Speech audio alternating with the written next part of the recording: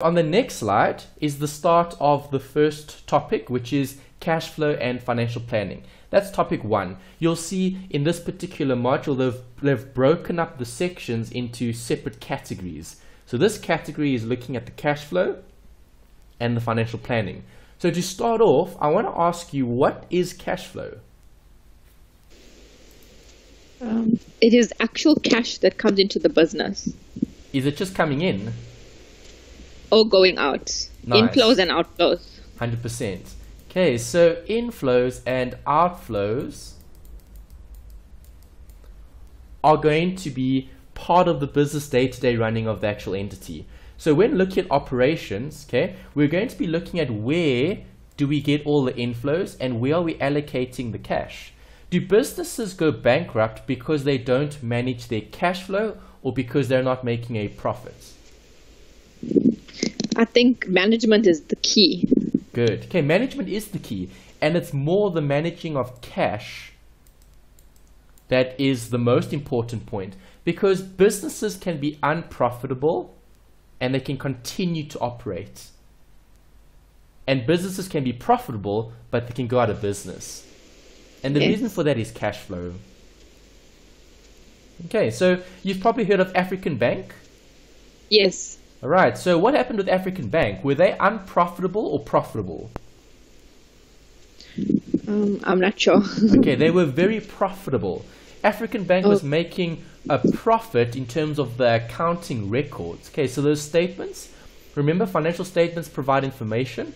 Those statements were profitable. If you looked at their financial statements, there wouldn't have been any question that African Bank was making a profit.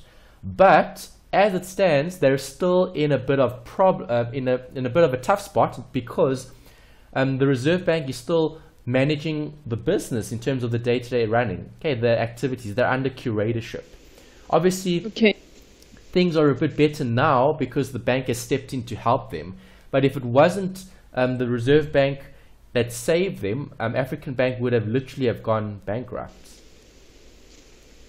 Okay, so you've probably read some news articles about African Bank. Perhaps it was big news around a year and a half ago, okay, when all of this actually happened, and the bank actually had to be bailed out by the state because they had problems with cash flow. They were giving out loans and they weren't able to collect those outstanding amounts.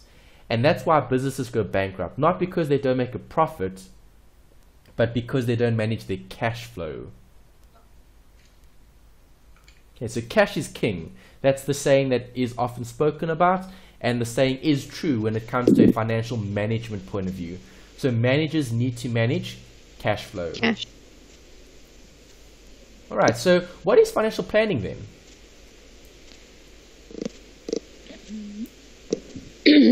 I think cash flow has a lot to do with it. Yes.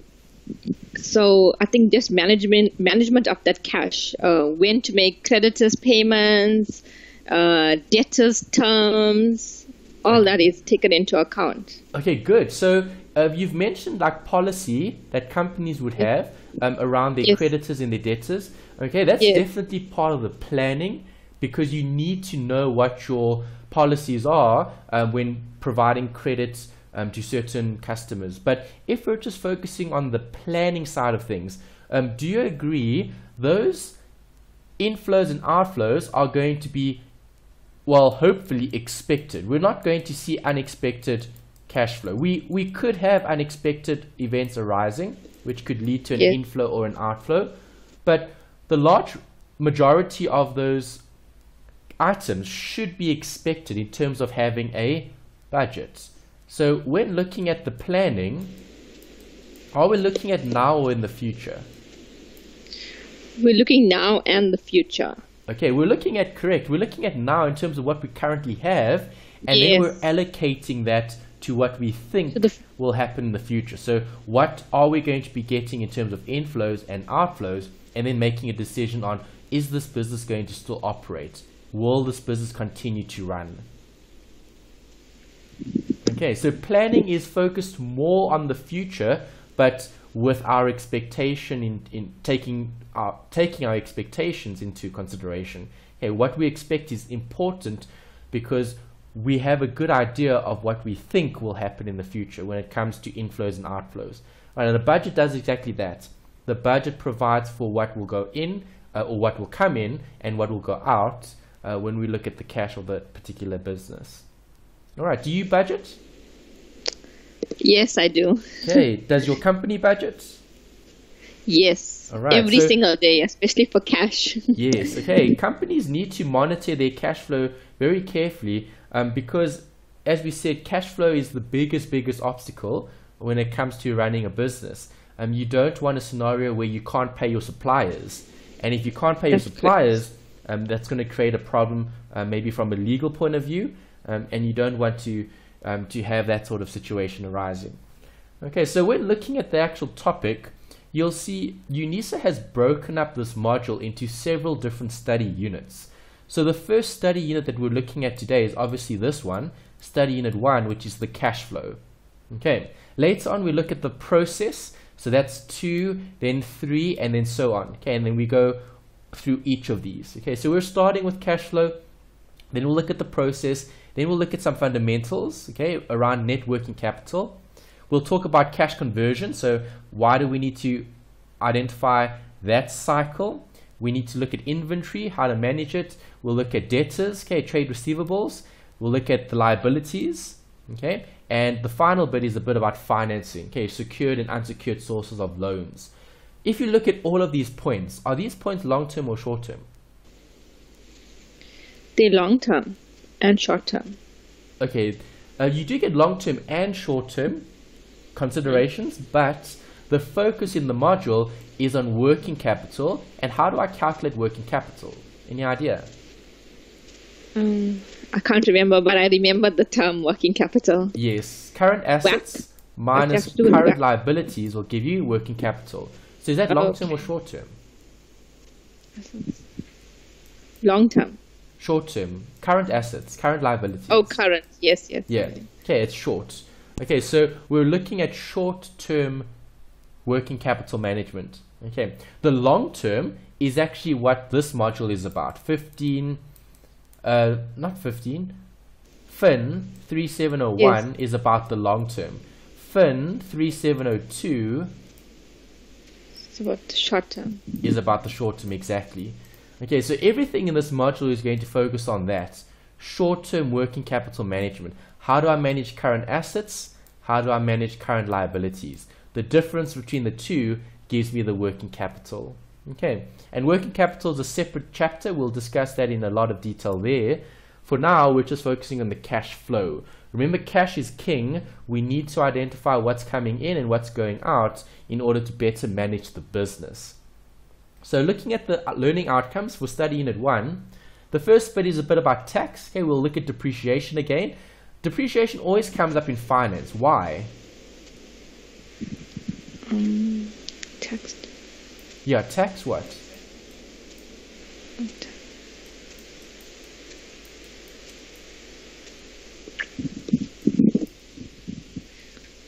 What benefit do we get from depreciating an asset? What is it called? Is it a rebate or? Yes. Okay, almost.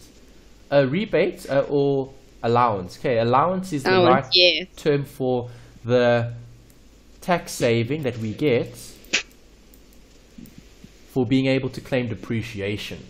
Okay, so businesses want to buy new assets. If we buy new assets, we're going to be able to depreciate those assets. And if I depreciate those assets, I get to claim a wear and tear allowance. Okay, and a wear and tear allowance is going to do what to cash flow? Help or harm cash flow? Help. Correct. Okay, because think about it. If you're receiving a tax saving, do you end up paying more or less tax? Less tax. Correct. If you pay less tax, you're going to have more cash on hand to do other things with it. Okay, so that's something to consider always, is the tax consequence, okay, for different, let's say, line items that you would see on a statement's financial reports. Okay. All right, so explaining how the cash flow statement differs from the income statement, that's also something we need to discuss. We are going to be using some of your accounting knowledge, and we're going to relate how the accountants prepare their statements versus how the financial managers need to prepare their statements or their reports. Then we've got a note about the different statements: cash flow, income statement, balance sheet. Okay, those are the old terms for those statements. We're obviously looking at comprehensive income and financial position. And then the last bit is the operating cash flow and the free cash flow. That's the calculation you need to do in this study unit. So study unit 1 is going to take you through 2 workings. Okay, there's actually 3, but the first one you've actually done before in accounting and also in the first finance module. But the operating cash flow and the free cash flow would be new calculations in this one. Financial managers, next point.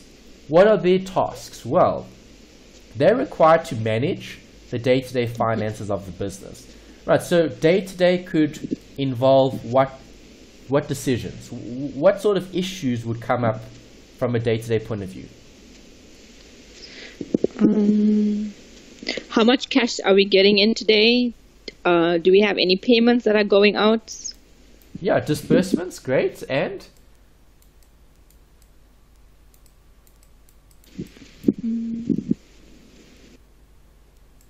Receipts?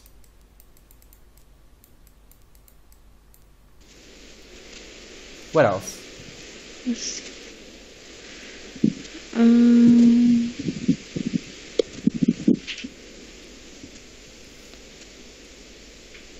Well, suppliers or contracts? Yes. Okay, maybe the terms even, the terms and conditions. Okay, so obviously the financial manager is going to have input into all those day-to-day running of the business. All right, they'll be signing off the contracts, they'll be making the disbursements or authorizing the disbursements. They'll be checking the receipts in terms of the debtors, and then they might be reviewing terms. They might even be granting credit, so in terms of authority, so authorizing.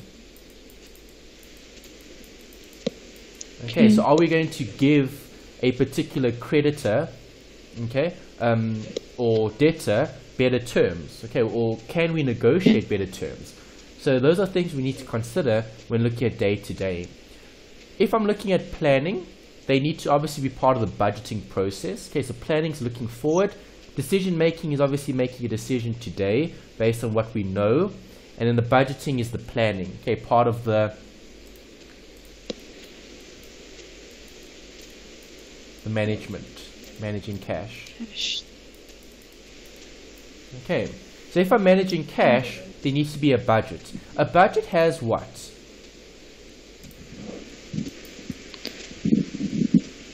What does a budget have? Time frame. Yes, good. Time is a consideration, and also you're looking at actual versus budget. Okay, so actual meaning what did occur, and budget meaning what we thought was going to happen. And by comparing the two, we'd be able to better plan for the future. Is a budget going to be accurate? No, it's not. No, it's just Sorry, yes, continue.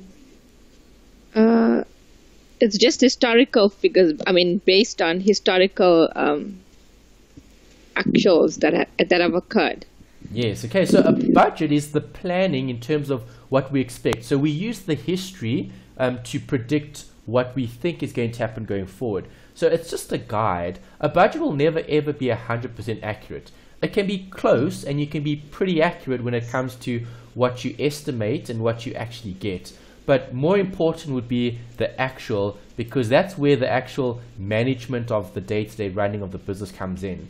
If we manage the actuals and we compare them to the budget, then we're doing a good job. Okay, the budget means nothing really because it's just the plan. Okay, you can say you're going to be spending a certain amount on certain areas, but if you overspend, right, you won't know if you've overspent until you've overspent it.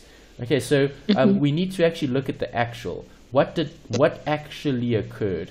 And once we know what actually happened, then we can decide, is it good or is it bad? So you do want your actuals to be in line with the budget or better than the budget. So what is the ultimate goal of the firm? We looked at this in 3701. They talked about it there. and 3702 as well. It always comes up. It's a recurring theme looking at the goal of the firm. What is the goal? Maximize profit. Is it maximizing profit? Or is it more than just profit? Can an unprofitable company continue to operate? Yes, it can, if it's managing its cash flow. Okay, so if all businesses, so all businesses that start are generally unprofitable. Okay, you don't often get businesses that start that are very profitable. Okay, but in some instances you do. So if we're looking at a unprofitable company that's starting, is that company going to close? No, it won't. Why not? I think it takes time before a company actually makes profit. Yes, okay, so if profit was the goal and that company was unprofitable, surely they should close their doors. They should. I'm not sure. But why don't they? What are they trying to achieve? Is it always about profit? Okay, so let me ask you this, Melanie. Melanie, if you had to start your own business, what would you do?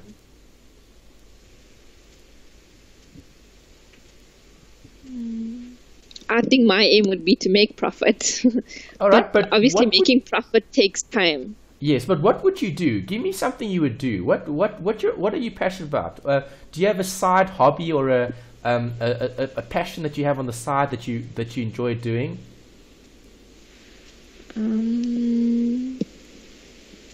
Yes, I do. Okay, and what is that passion?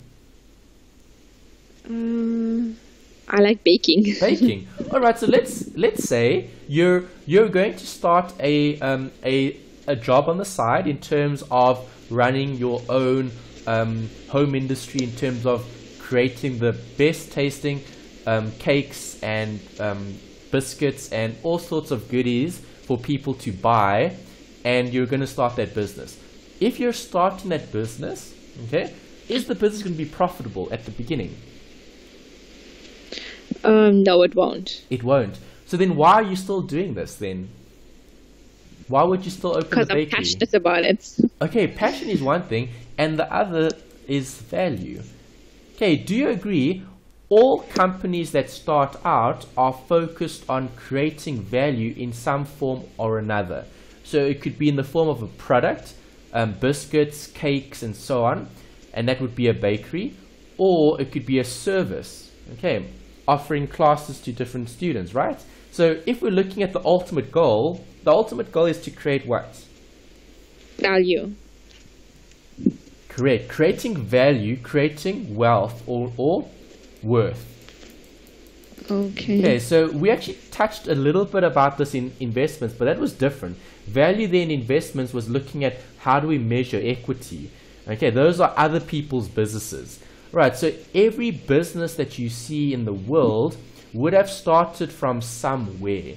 Okay, even if you think about Apple. I mean, Steve Jobs started Apple, right, in his parents' garage. Okay, you've probably watched the film. There's two really good films out. The one is with what's his name? Ashton Kutcher. Okay, yes. Called Jobs, right? And then there's a newer film called Steve Jobs. Okay. Okay, there's two films. The one is with Ashton Kutcher, and the other is with Michael Fassbender. There were two. The one was quite recent. I think around 20. Let me find that actually quickly. Let's go back and find it. Where's my? Okay, there's my Google. All right, so just to show you that Jobs. Okay, Jobs is not going to help us. Jobs film. Okay, there we go.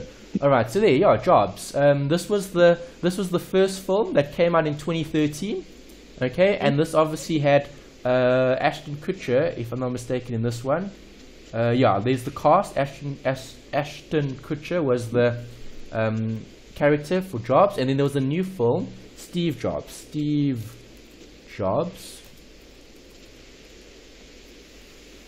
Okay, yeah, and this one came out in 2015. Okay, that was actually very recent. Okay, 2015, about a year and a bit ago. Okay, so that also spoke about the life of Steve Jobs. All right, so when looking at something like that, Melanie, do you agree? Yes. When Steve Jobs started Apple, he did it because he loved computing. He loved computers and programming, and he wanted to create a product that could do more and that was valuable to society. And that's why Apple is Apple today, because Apple focuses on value. And obviously they're creating so much value that they can charge a premium for it.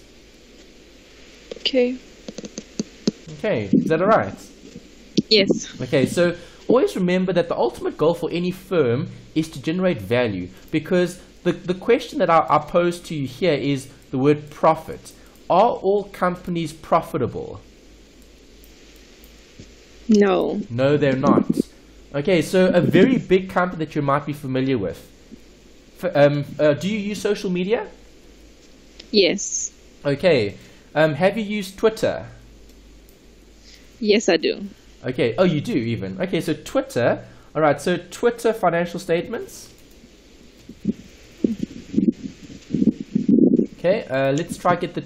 Okay, 2016 probably wouldn't have come out yet because 2016 was just last year. So 2016 probably hasn't come out yet. It hasn't. Let's look at 2015. Okay, so the 2015 annual report, I want the PDF. Okay, for Twitter, there we go, this one here.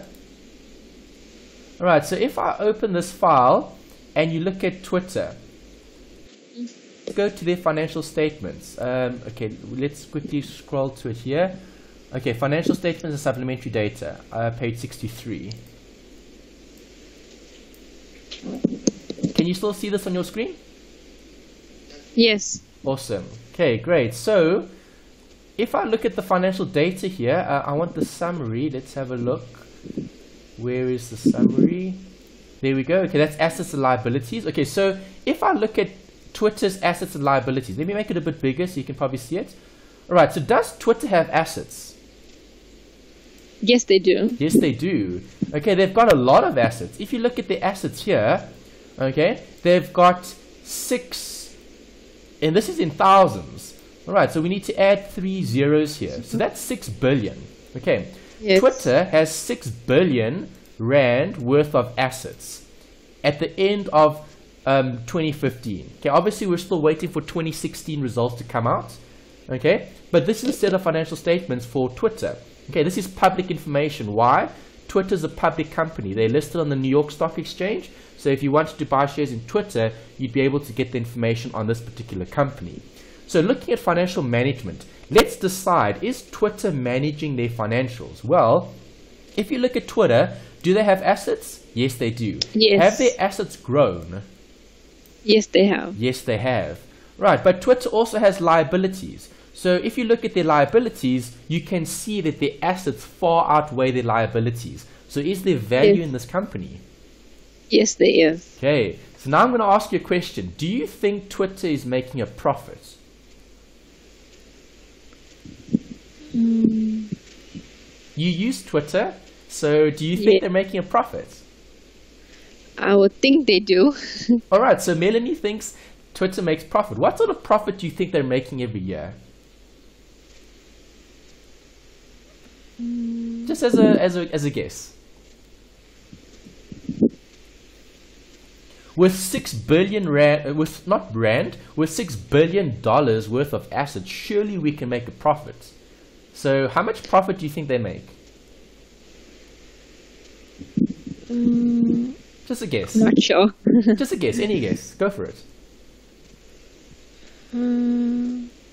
I would say in billions of profit. All right, $1 billion. So, okay, let's assume, okay, with $6 billion worth of assets, surely Twitter should be able to make a profit, right? Well, let's have a look at their statement of comprehensive income. Right, here's the consolidated statement of operations. Okay, remember the Americans use a slightly different heading. Is Twitter making a profit, Melanie? No. No. Twitter has never ever made a profit since they were incorporated. So since Twitter was created, okay, they've never ever made a profit. Every year they've always had a loss. In 2013, they had a $645 million loss. In 2014, they had a $577 million loss. And for the year ended 2015, Twitter had a $521 million loss. And that's the net loss. That's after getting in all the income and paying for all the expenses, and you're still sitting with $521 million in the red. Good or bad company? It looks bad. It but is. It's very bad. I mean, if you look at the financials, right, every year, and you can get financials all the way back since they were incorporated. Right, Twitter has never ever made a profit, and they probably will never ever make a profit. But does Twitter still exist? Yes, it does. Okay, so why does Twitter still exist? If the primary goal is to make a profit, Twitter shouldn't have continued operating for so long. But Twitter will still be around. Twitter will probably be around still for the next 10, 20, 30, 40 years until the next big thing comes out. Yes.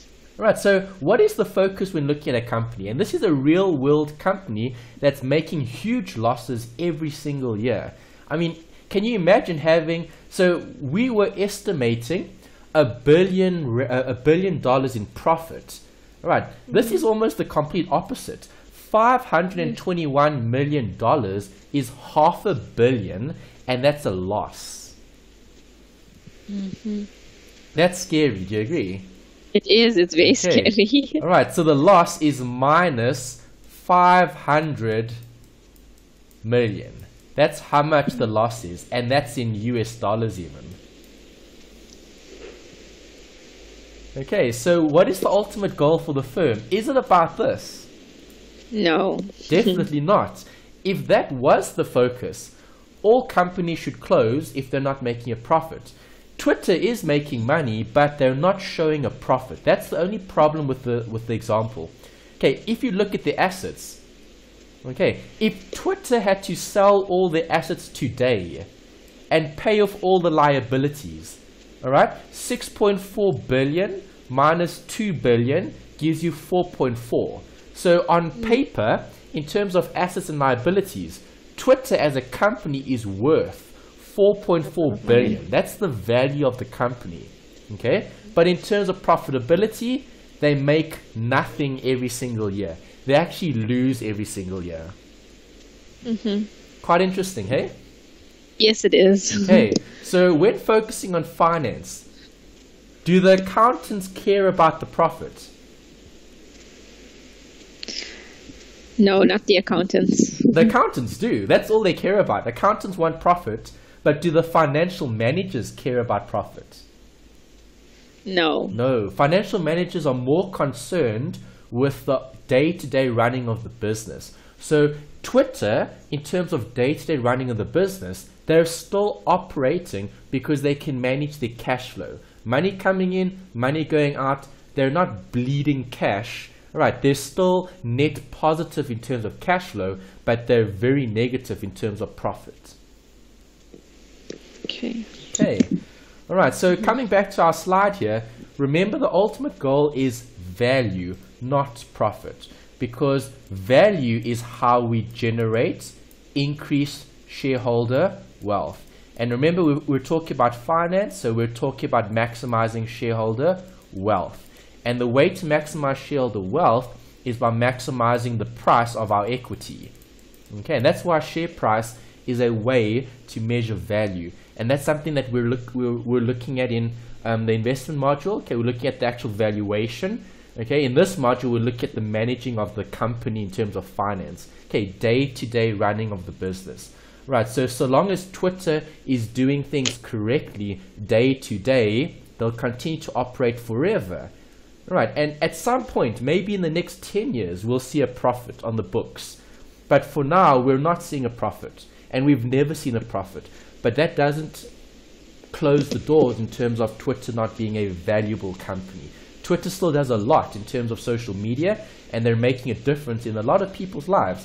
I mean, you using Twitter, I mean, I'm also using Twitter. So in terms of Twitter, it's valuable. People are using it, and they're getting some sort of benefit from it. If they weren't, they wouldn't be using it. And that's something to consider when looking at their cash flow. Right, do they show the cash flow statement here? I'm just curious to see. They might, sometimes they don't. Okay, they've got the statement of changes in equity. Okay, there we go. Here's the cash flow statement. Right, here's Twitter.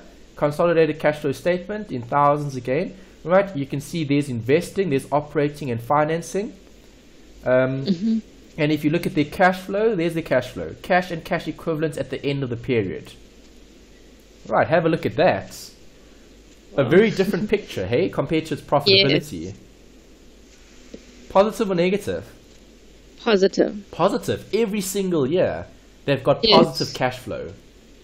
All right. Sometimes they get more, sometimes they get less. If we just look at that, okay, those two line items. Cash and cash equivalents at the beginning and cash and cash equivalents at the end. Right, so if we look at the 3 years, okay, in the what year was that? 2013. Okay, so in 2013, cash flow was very positive. They made a lot more during the year. In 2014, they also made a lot more during the year. And in 2015, okay, that went down a bit. So only in 2015 did this company actually have a decrease in cash flow. But their cash flow was still $911 million. Okay, so do you see how you can still operate a business with $911 million positive cash flow, but then operate at a loss? Yes. Okay, so I don't know what the current situation is at your particular company, but you should try to do some investigation. Maybe ask for the financials for your company. You might even have access to them, and that's a really good way to see how your company is actually performing. Right, because if you can see, if the company is managing their cash flow, you'll always have a role at that company, because that company will continue to operate. When you start seeing cash flow deteriorate, then you need to start putting up question marks in terms of, is this business a going concern? Maybe or maybe not. Okay, but you shouldn't be only looking at the profitability. So when a company comes out and says, well, they've made this massive profit for the year, that's all well and good. You need to dig a little bit deeper. You need to see, is management actually doing their job or not? Is management managing the cash, or are they just focusing on quick gains in terms of making a profit? It's very easy to make a profit. Think about it, Melanie. You're in the debtors department, right? Yes. Okay, so easiest way for your company to make or to show more of a profit is to literally give everyone that wants credit. So do you agree, if you had to give all your customers extra credit, let's say you just gave everyone that wanted it credit, and you could sell 10 times as many radiators, would you do it? No, you have to first check to see the you have to do like credit checks and stuff like that on your customers. Good. Before See, you you're give thinking, them that. that's perfect. Yes. You're thinking like a financial manager. See, because if you don't do those checks and balances, if I give all those people the credit, I'm going to sell 10 times as many radiators. My profit for the year is going to be 10 times as much as last year. But when it comes to the collections, okay, Melanie's going to be pulling her hair out in the department because you can't collect anything from any of them. Sure. Do you agree? Okay, so when looking at cash and cash equivalents, we're looking at the cash flow. We're looking at inflows and outflows. Right, it's so easy to increase profit, but it's very difficult to collect those outstanding amounts. We need to follow up with those particular debtors, which can be problematic. Some may even default. And if they default, that's even worse. Now we need to take legal action, and we need to go that course. Sure. Okay. All right, so is that all right? Happy with the ultimate goal? Yes. That's very important because everything in this module is looking at this. Cash flow. Okay, we're focusing on the short term. All right, here's the note about depreciation. We spoke about it. Define depreciation for me.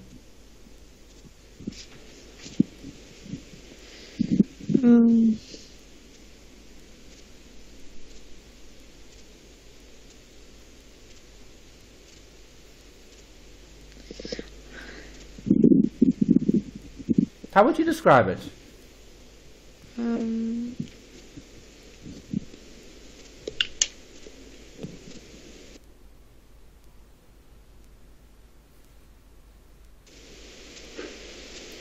It's a value that decreases your asset every year, and it's a certain. And you calculate it at a certain percentage. Okay, perfect. All right, so the decreasing of an asset's value, 100%.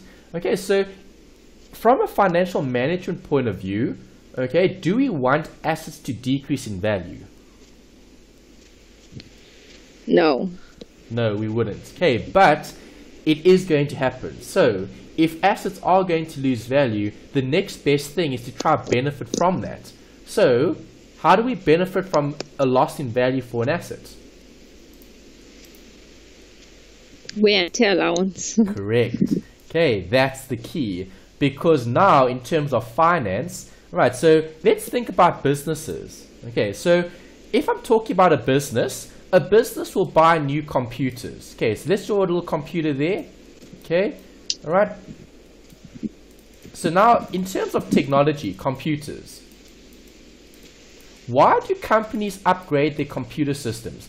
Other than to improve the efficiency. Because obviously newer computers operate faster than older computers. So that might be a reason why we would want to buy a new laptop, PC, tablet, whatever the case might be. Okay, so if we're looking just at computers, what incentive does a company have for buying new computers other than to speed up the production process? Do we get an allowance? Correct. You get to claim an allowance from SARS. Right, so do businesses like paying tax? No. No. And that's why we're going to be allowing an allowance for the depreciation. And is that going to increase or reduce our tax? It will reduce our tax. 100%. So by reducing our tax, we end up paying less. Does that help or harm cash flow? It helps cash flow. It helps cash flow. And that's the reason why government incentivizes the purchase of new assets, is because they know businesses need to grow. So businesses aren't going to be inclined to buy new equipment if they can't get some sort of benefit from using that new equipment. So the benefit would be, well, increased production. But let's assume that production was fine. You're doing everything correctly with what you've got. Okay, there's no incentive to buy something new, but there is if you've got a wear and tear allowance to claim. So if I'm looking at computers, I can claim over 3 years, okay, according to the SARS practice notes. So buying a computer new, every 3 years, I'll be able to write off some of the costs. Okay, do you see how that benefits the business? Yes, it does. Okay, and that's important because that's financial management in terms of the actual day-to-day running of the business. So a way to help reduce your income tax expense would be just to purchase assets that you can depreciate. Because if you buy assets you can depreciate, you're going to be claiming more and more wear and tear. And if you claim wear and tear, you're going to reduce your tax, which is a saving for the business. Do all assets have the same depreciation though? No. No, they don't. Good. Okay, assets are depreciated according to a specific time frame, and that's regulated by SARS. SARS will tell you how much depreciation you can claim each year based on the type of asset you've got. Right, so do you know how to calculate the depreciable amount? Let's have a look at this example. We're looking at depreciable value, which is costs that we have in terms of the actual asset that we've bought. So if I'm buying an asset like a machine, am I going to include the installation costs? Yes. Why? It's part of the purchase price of the machine. Okay, it's not part of the, well, it could be part of the purchase price, you're right, but remember we spoke about depreciation. What's the definition? It's the use of the asset, right? Yes. So can I use an asset if it's not installed? No. No, I can't. And that's why we include the installation and setup costs. Okay, so costs that are included are all the costs. So if I look at the machine as being a depreciable asset, okay, what would the cost be for this asset, this machine? The cost will be 520,000. Correct. Okay, I need to include the extra 20.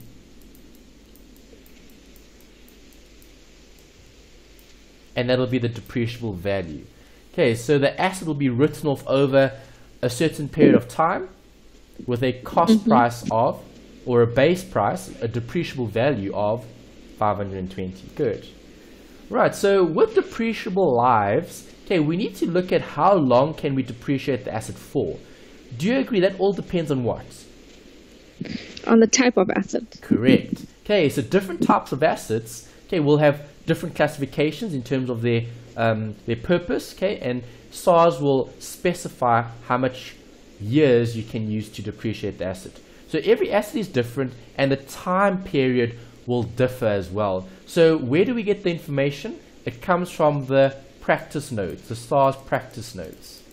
Okay, you don't have to worry too much about this in this module because it's a finance module, it's not a tax module. In tax, you'll actually look at them in more detail. In this one, we don't need to. Okay, so when looking at the SARS practice notes, SARS will give us an indication of how long we can actually depreciate an asset for. Okay, they specify all the rules for all the different types of assets. Okay, we've got two different methods of depreciation. Are you familiar with them? Yes. Okay, straight line. What do I use for my calculation? You would divide it into equal portions depending on the number of years. Yes, and what do I use as the base of the calculation? The cost of the asset. Correct. Okay, I use the cost. And for diminishing balance? You would use the cost. Thereafter, it will be the carrying value, or the depending on the depreciation of the previous year, you will deduct it and then use the carrying value. You're right. Okay, good. Okay, because costs minus accumulated depreciation is carrying value. Okay, so diminishing balance uses the carrying value. Happy? Okay. Yes. Okay. All right. So two methods. So if I've got straight line, is the depreciation going to change? No, it will be the same. Correct. It can't change because it's based on costs. Think about it. Will costs change? No. It'll never change because what I buy the asset for is what I buy the asset for. I can't go back in time and change the price. True. Okay. So straight line will never change, and that's part of your accounting. Okay, so some of your accounting comes through to this module because you'll have to do one or two simple depreciation calculations. Okay, but it's very focused on either straight line or diminishing balance. You're not going to see complicated application in terms of your PPE, okay, your property, plant, and equipment. Okay, diminishing balance we know will change. So every year we'll have a different amount of depreciation because every year the carrying value will change. And if the calculation is based on an amount that will change, the answer will change as well. Okay. Alright, so let's see if you can calculate depreciation, Melanie. I want to know what the yearly depreciation amount is for this asset using straight line. Okay. 20,000. Good. Okay, how did you get 20,000? 100,000 divided by 5. Good. Okay, sometimes questions will give you this, number of years. Sometimes they'll give you a percentage. What is 5 years expressed as a percentage? Would be 20%. Correct. Okay, because 100 divided by 5 would be 20. Okay, so 20% per annum, which is 20,000. 20,000 is 20% of 100. Okay, good. How about this one?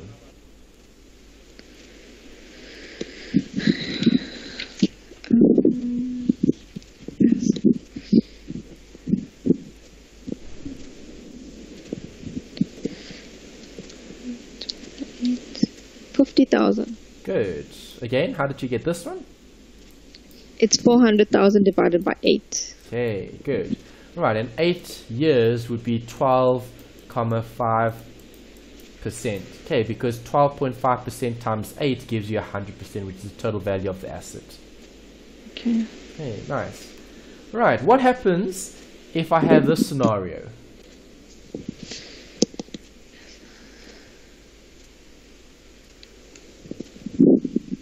Okay.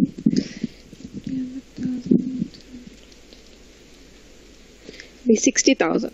Yes, good. Okay, so now I'm looking at a percentage. So I literally times the 300 by 20%.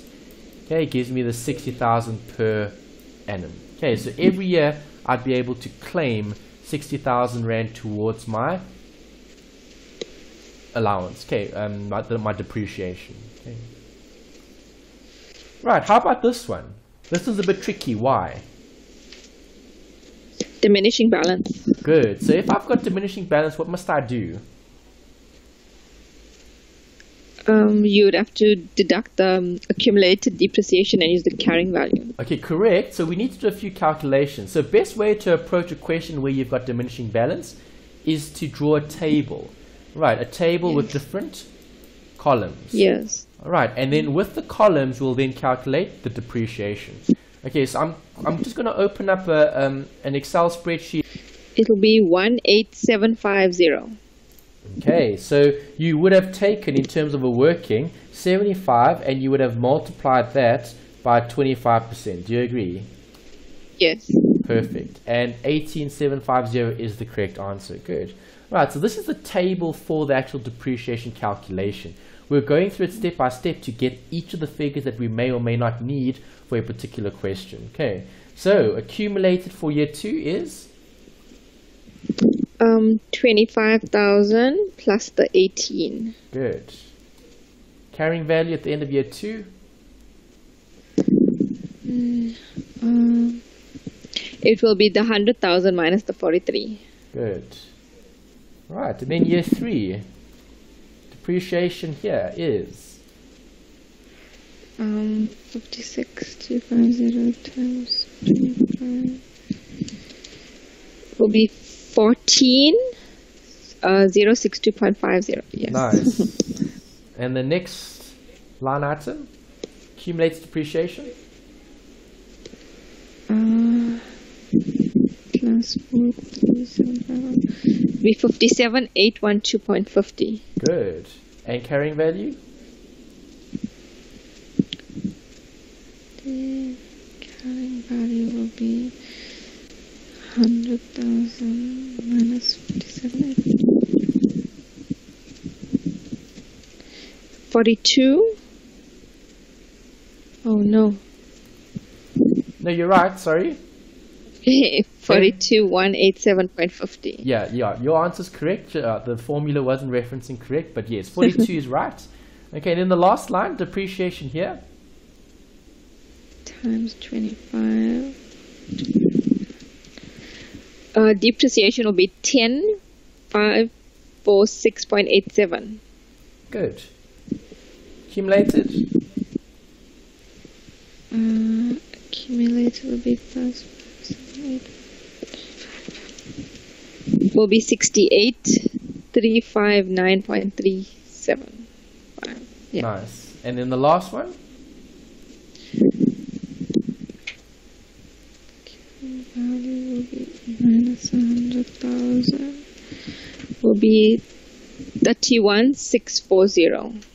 Correct. Well done. Okay, and that's how we do diminishing balance. So diminishing balance takes a lot longer to calculate because you need to look at all of these values. Okay, these values are key when it comes to calculating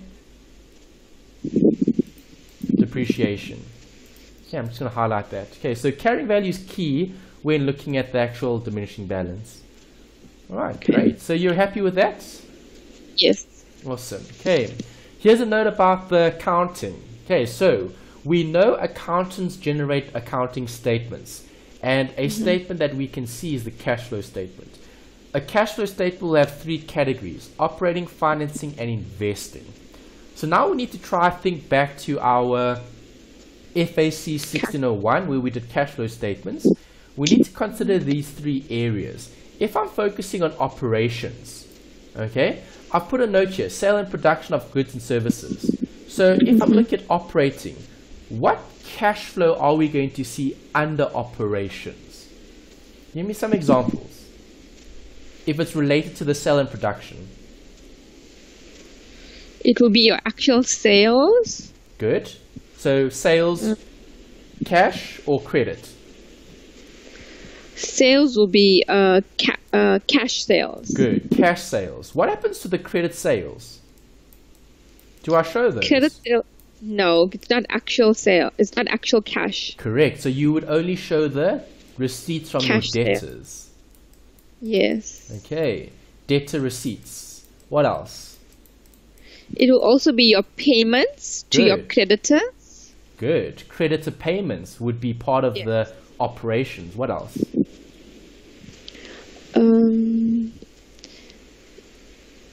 Like income that you'd be generating, like rental income. Perfect. Okay, great. So anything that's day to day that's running of the business in terms of operations would fall under this heading. Okay, so those examples are perfect. What happens with investing? What are we going to put under there? Those are assets that you would purchase. Like? Give me some examples. Like a machine that you'd Correct. use to for manufacturing. Correct. Okay, long-term assets. So any purchase of a long-term asset, like machinery, like equipment, would meet the definition of an investing activity. Okay, and what happens if I dispose of those assets? Will they still fall under investing? No. It would. Okay, it's the purchase and the sale. Oh yes. Oh, yes. All right, so if I had to dispose of an asset, it'll also fall under the investing activities.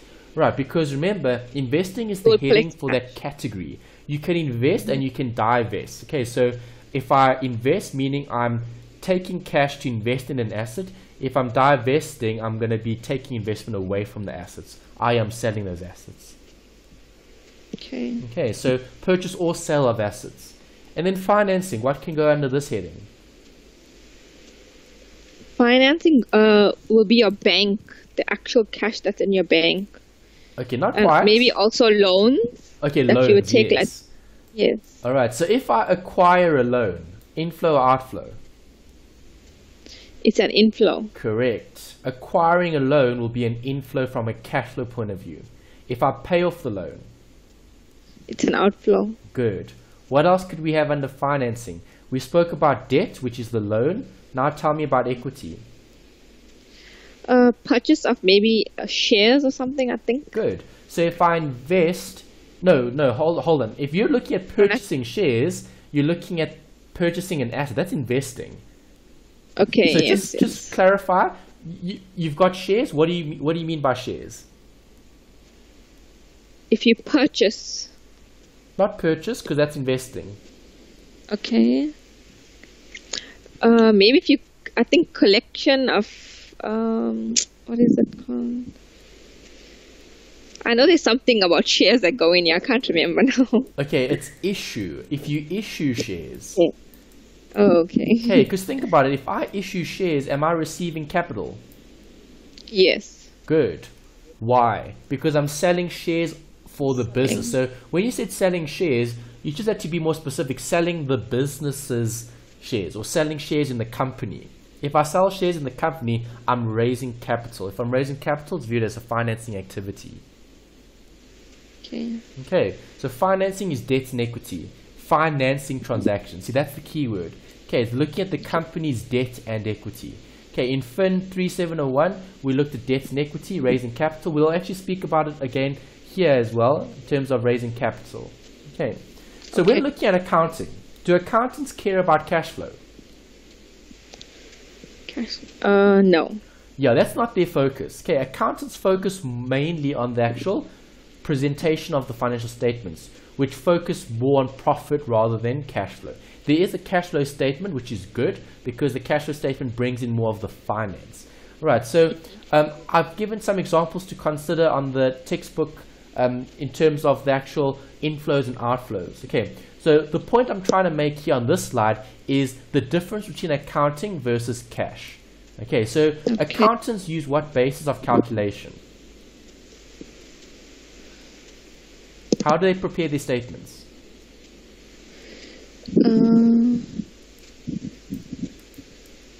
They use actuals. Not quite. Accrual basis. Correct. And then obviously you get the cash basis. All right, so which is better from a financial management point of view? Cash. Correct. but the accountants will be using accrual. So certain things we need to take out that are non-cash items. Something like depreciation. Is depreciation a cash flow? No. No, it's a non-cash item. Okay, depreciation is a non-cash item. What happens? Profit on sale of an asset. Cash flow or not? It's not a cash flow. Why not?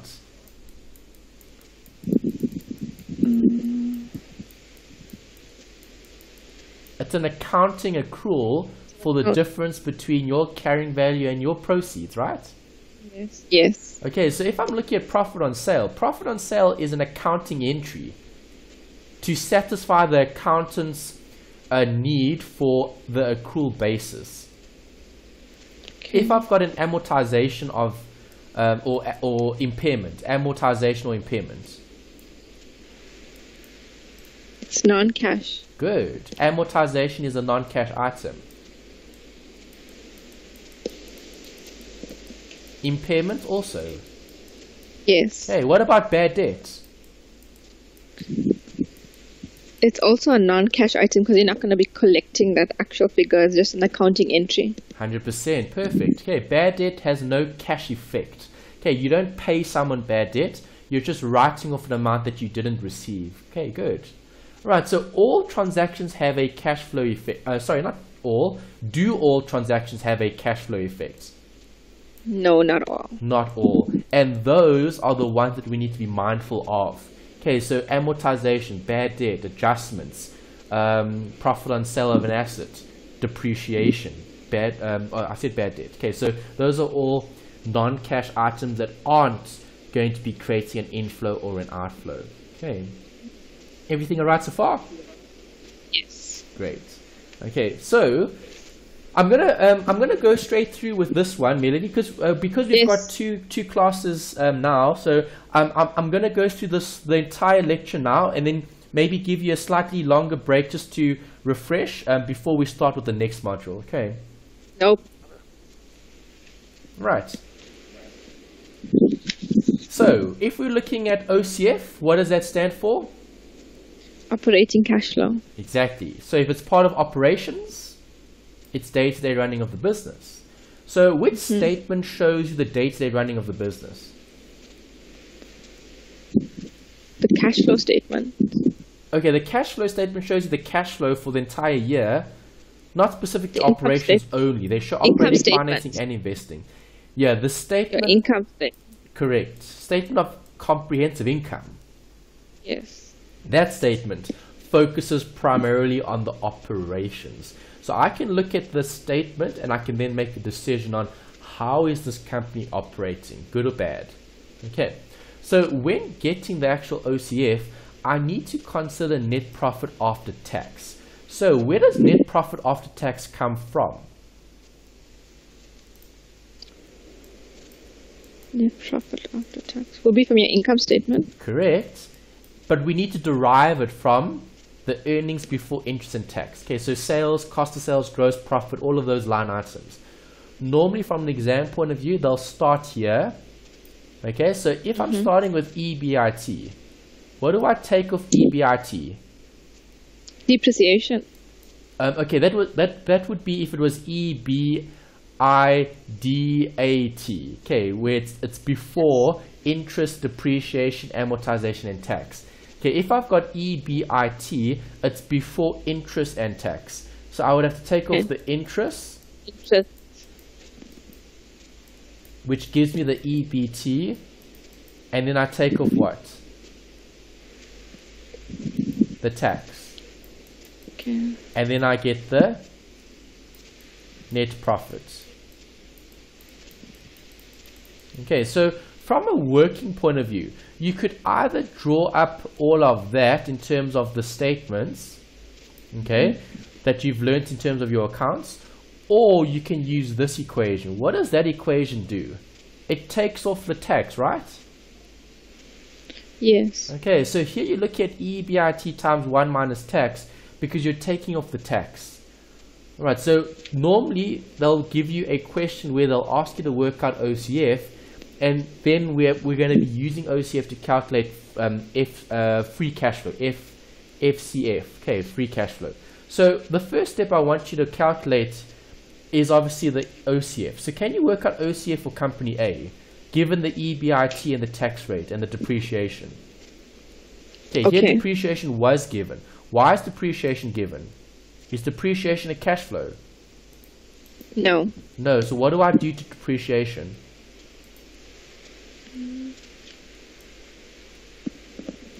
You have to add it back. Correct. I add it back because it's a non-cash item. So I would have received a tax saving, but that tax saving equates to a net profit after tax figure. So the depreciation must be taken out of the net profit after tax because you're looking at what you're actually doing in terms of operations, OCF. Okay, so always remember just to add back the depreciation.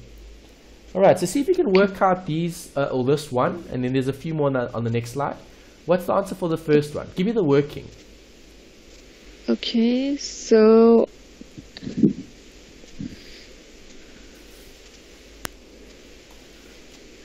it will be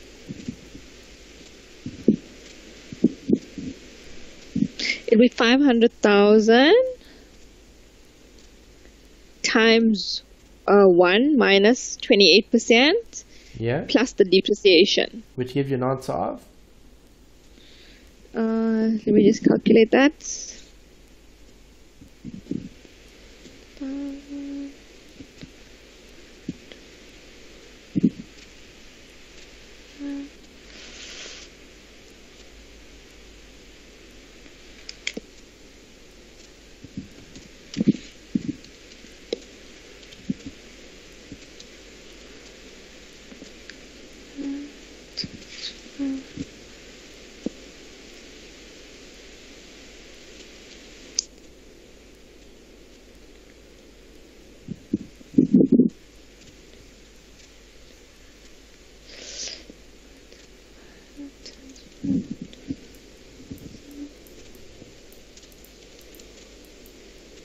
Is it 350,000? 385,000. Oh. Total, final answer. Okay, so 500,000. Okay, so on the calculator we'd put in 500 bracket 1 minus 0.28 close bracket equals. Okay, that gives you 360. And then you add the 25. Okay. Is that alright? Yes, I put in 0.25, that's why. 0.25, okay, yeah. The tax rate was 28%, just be careful. Yeah. Alright, try these two. Okay. Good. The second one is... Okay, you've got them both. Yeah, the second one is 255,000. Yeah, alright, so I'm happy with the first one, 620. Okay, that's the answer for the first one. Obviously taking the EBIT. I've just changed this. I know on your slide it says B and B. Okay, so I've just changed it to company C and company B just so that it's different. Okay, that was a typo there. And then the second one, let's just quickly double check. 400 times the 1 minus the tax plus the 15 does give me 255. Well done, good. Okay, so OCF 255. Right, so looking at those companies, let's apply some decision making. Okay, if I look at company B and C, which is better?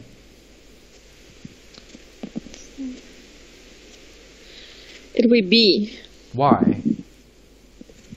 The cash flow is much higher than C. Good. Okay, so B's cash flow is a lot higher. So in terms of operations, B is doing a better job of managing their cash flow and collecting positive cash flow rather than negative cash flow.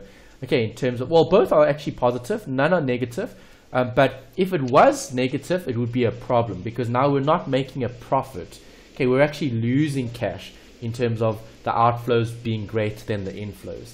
Right, so when looking at developing the cash flow statement, the cash flow statement focuses on the EBIT and it's looking at taking out all those non-cash items first in order to get the final amount, which is the OCF. And the OCF is what I'll be using to calculate the next working, which is this, the free cash flow. Right, so what is free cash flow? Okay. Well, the definition focuses on two things, okay? Meeting all our expenditure and having invested in fixed and current assets. Right, so we know companies are going to have to operate, and companies are also going to have to invest in fixed and current assets. And the reason for doing that is to keep operating, is to give capacity, okay, to the business. So when looking at free cash flow, we're looking at what is available. Okay, you'll see it's actually quite nice that you're doing the investment module as well this semester, because in INV 3701, we cover the free cash flow valuation model there as well, which is an absolute valuation model, and it uses concepts and theory from this module, right? Because finance and investments are very closely related. The ones focusing on cost in terms of how much does it cost me to invest in a particular project, and the other subject is focusing more on the return. Okay, so what do I get from having invested? So obviously this module is looking at the cost more than the actual return. So when looking at free cash flow, I want to know how much is available to my investors, which are my owners of the actual capital, okay, or the business. So how are companies financed? Some companies take loans. Yes, and a loan would be considered? As a liability. Yes. Debt. Correct, debt. And? Equity. Equity. Right, so companies finance assets, okay, the business, in terms of debt and equity. Right, debt is the borrowing, so we lend, okay? We lend money to businesses, businesses borrow, and then equity is what they raise when selling shares in that particular organization. Right, free cash flow. We saw a note about the definition. We now need to look at the working. So when looking at free cash flow, this is the formula you're going to have to use. Right, keep it simple. This is an NB page in terms of your equation, okay, for your free cash flow. There's the equation for free cash flow. I've put definitions for the acronyms at the bottom. Right, so OCF is operating cash flow. How do I calculate operating cash flow?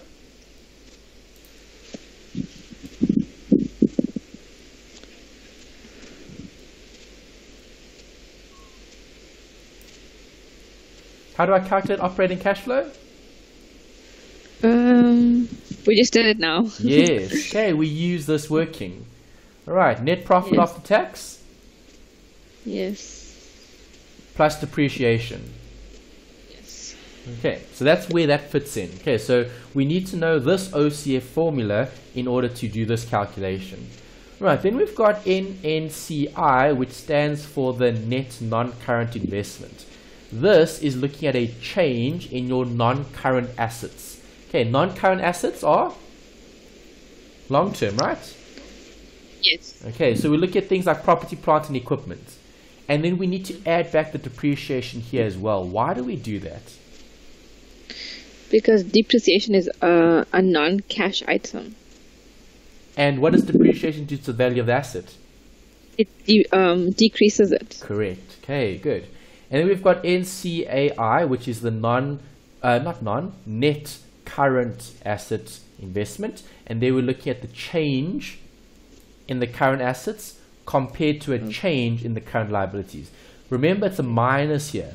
Okay, so you're subtracting the one from the other. Okay, so here's an example for you to consider. Right, so I'm going to be looking at the first bit. Okay, I've given you space on the next slide. There's the space to fill in the answers. Okay, we're going to take it step by step. Okay, so there's the formula. I write down the formula. OCF equals NNCI minus NCAI. I then need to pull out the information. Okay, so I'm going to leave this screen up just so I can show you where I'm getting the working from. I'm going to be first calculating this OCF. Do I need to calculate this for this question? You're given the OCF for 450. Yes, I'm given the OCF, so I'm not going to need to calculate it. Right, if I wasn't given the OCF, would I have to calculate that? Yes. Yes, I would. Okay, so that's given. Right, OCF here is for 50 given in the question. Alright, so I've got that. I'm happy with the first bit. I now need to look at this.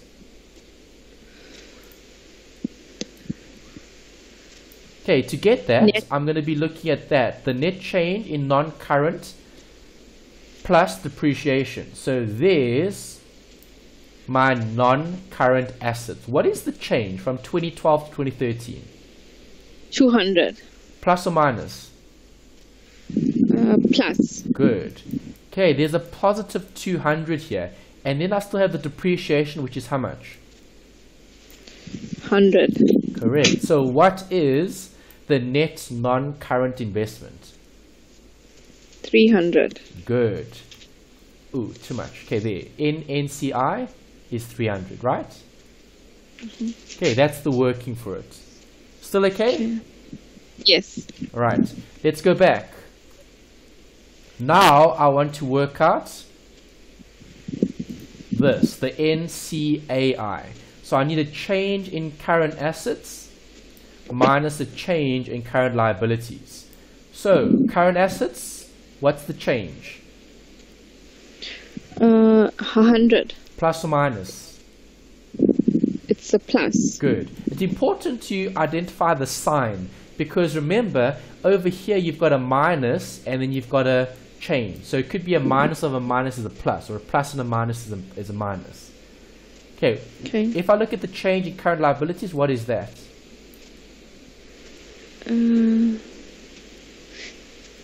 There's an increase of 100. Correct. So plus 100. Alright, so if I'm doing the working, it's basically plus 100 minus plus 100, which is what? 200. No. 0. Sorry. Yeah.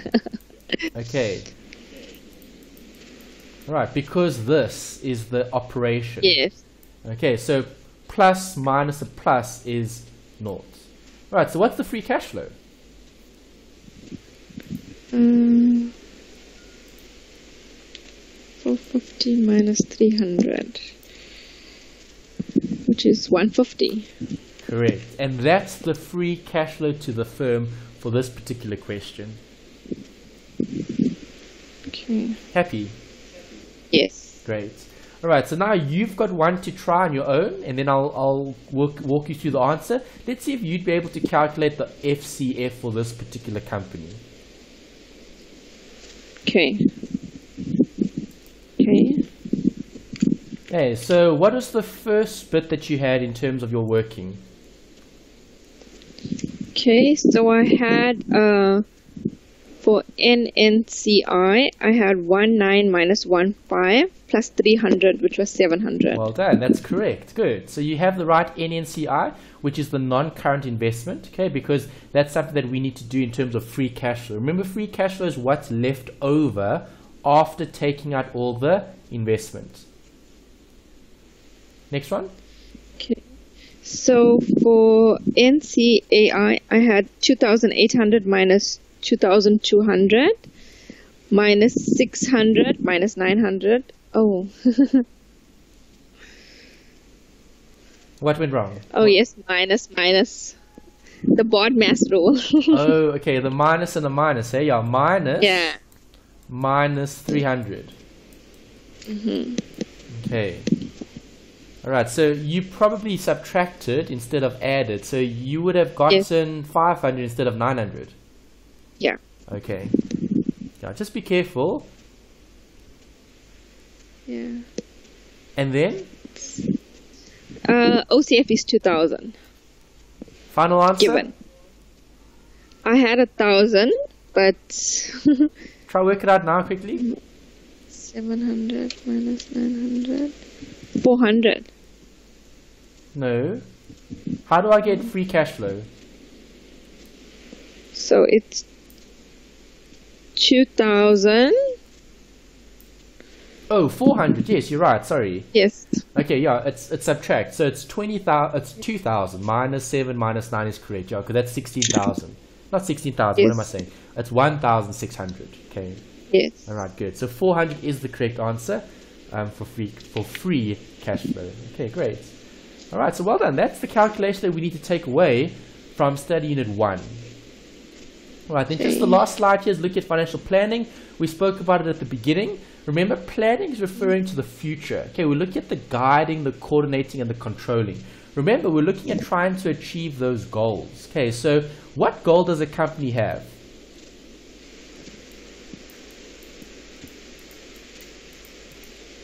The long-term goal is you have long-term goals and short-term goals. Yeah, so the primary goal of the business is to do what?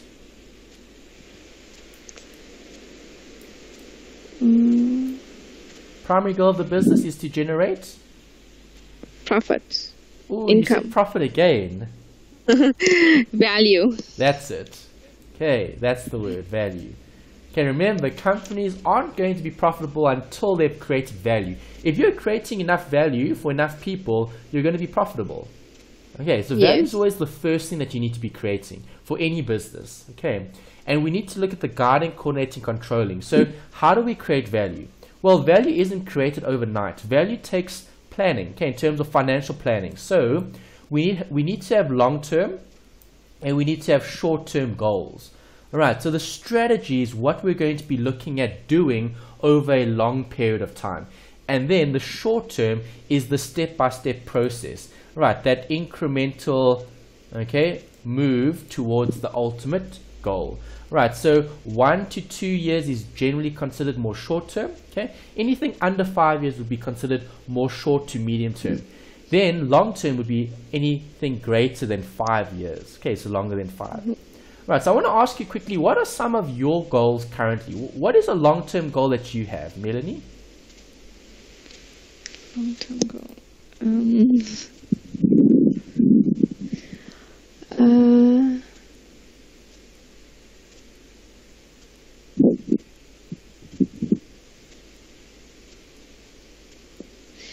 Okay, can I tell you my short-term goals first? My short-term goal is to complete my degree by next year. Okay, perfect. All right, so that's short-term because by next year it's within 12 months. So we're looking at finishing the degree. Okay, so remember that's part of operation. That's day-to-day. So that's doing day-to-day, let's say guidance, coordinating, or controlling in order to get to that degree. Okay, that's short-term. But what is the long-term? My long-term goal, after I've completed my degree, I would like to be a financial manager. So I'd like to see myself in a management position already in the next 5 years. Okay, good. See, that's the long-term goal. Okay, so obviously, in terms of planning, do we focus on the short-term or the long-term first? Short-term first. Okay, it's actually the other way around. You should be focusing on this. So this should be the focus in terms of, okay, Melanie wants to be a financial manager in the next 5 years. And now let's reverse engineer the actual process to get there. So the process would involve completing the degree, and that's how we achieve it. All right, there could be other things we need to do as well. Maybe interviews to go through, maybe taking on more projects. Building our responsibility and so on. So there could be other things that will be forming part of this, the short term. All right, so small incremental steps towards what you want to achieve, which is ultimately to be a financial manager. Okay, so always start with that end in mind. So for a company, what's the end goal? It's to create value. But companies are going to have goals over time. So they'll have maybe a 5-year, a 6-year, 7, 8, 9-year goal in terms of what do they want to achieve. Okay, and then they need to look at how are they going to be doing it. Okay, and the how would be the short term. So in order to achieve what I've chosen to do, okay, what are the incremental steps that we need to do weekly, monthly, daily in order to achieve that? Okay, and the same thing happens with a business in terms of their finance. Right, so we've looked at a goal in terms of being a manager. What about a goal of maybe being profitable? Okay, so what is Twitter going to do to be profitable? Okay, if Twitter wants to be profitable, there are going to be certain things that they're going to have to do in the short term that's going to allow them to be profitable in the long term. Right, and then they would have to go back and think about, well, what must we do day to day, weekly, monthly, in order to achieve that goal of trying to become a profitable company. Because at the moment, they're not making a profit, and they've never made a profit since they've operated or started operating. Okay. Is that all right? Yes. Awesome. Okay, so that's pretty much the module for this week. Okay, we've come to the end. If you can, try look at some of the study guide examples. They do give you answers as well there. If you have any problems, just let me know. But we've covered all the theory necessary for this particular module. We've got quite a few theory modules left to do before we can start the first assignment. The assignment is a really good guide to test how much of the actual theory and workings you're comfortable with. Okay, so we will do that together at a later stage. For now, I would just suggest you maybe do some pre-reading, perhaps, and maybe go through some of the material in the study guide. Other than that, this module is quite short, so you should be okay. You probably won't find it as time-consuming as some of your other modules. Okay, the INV and the other fin, those are much longer modules, and there's a lot more content and theory and calculations there.